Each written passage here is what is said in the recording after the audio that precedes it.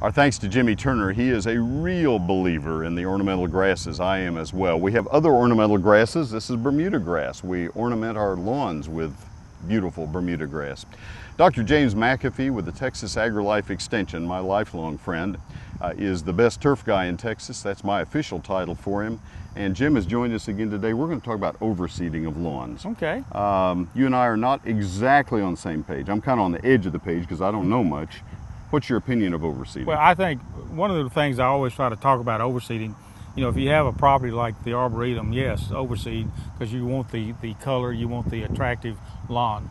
But it does affect the Bermuda grass, particularly it affects St. Augustine, and if you're in shaded areas, it's really going to hurt the grass. So, and the reason for that is it doesn't die fast enough in the spring, and so that transition time pulls back on the... Exactly. The ryegrass in the spring is growing great, and the St. Augustine's trying to bust through there. And the ryegrass really doesn't die in the shade as fast as it needs to, so the exactly. St. Augustine is thinned anyway. So it is, as much as anything, aesthetic, and it could be good if you have a bunch of kids playing or dogs or something and you just have to save your lawn. If you have a lot of traffic, there's a benefit from overseeding, no question and about it. And a commercial property, you could understand it. And some of us like that look. All right, so what do we do? What are we using to overseed? When we go, is it ryegrass?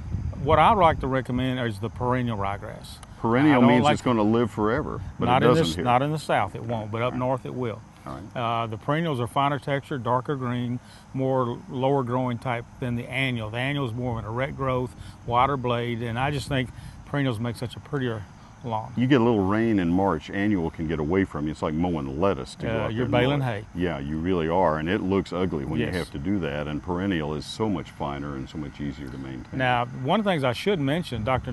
Lloyd Nelson with A&M has developed two annual types that look exactly like the perennial types.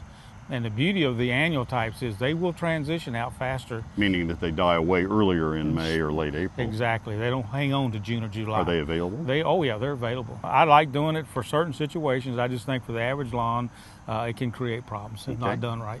All right, and the time to sow would be? The ideal time here is about late September, early October. And rate of application? You know, if you're doing the perennial ryegrass seed, around 5 to 7 pounds per 1,000 square feet. All right, if we have applied a pre-emergent as per your instructions a couple of weeks ago, don't apply the seed. Don't bother. Don't bother, exactly. Yeah, all right. That's a good point. Some people forget that. Mm-hmm.